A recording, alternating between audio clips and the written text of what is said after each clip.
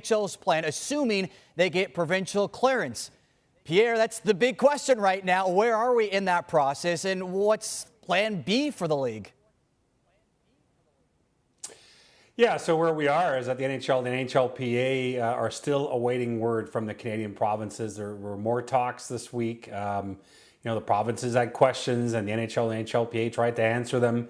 I actually just did an interview in the last hour with NHLPA head Donald Fear, who, quote, told me he was reasonably optimistic, end quote, that they could make their way through this, but certainly no guarantee. So we'll see if there's word, perhaps as early as tomorrow, as where that stands for the 7 Canadian teams. In the meantime, listen, plan B would be this. If you can't get all 7 Canadian teams in their own rinks, maybe you get 6.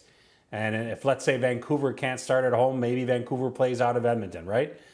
Ultimately, if there are too many Canadian teams that don't get the green light, then obviously I think they play in the U.S., as we speculated last week. I don't think the hub for all 7 Canadian teams seems to be plan B at this point. But again, I think everyone involved is hopeful that the 7 Canadian teams can start in their home arenas. We'll see. Well, clearly some flexibility here too, Pierre, without a doubt.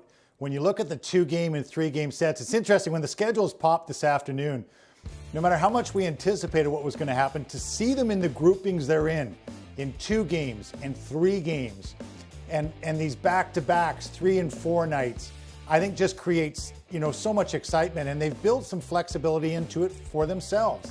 And I think it's really smart the way the NHL's done it here with these 2 and 3 game sets. And we don't know exactly what's going to happen with all the provincial governments, the different layer of governments, but I think at least there's good flexibility going into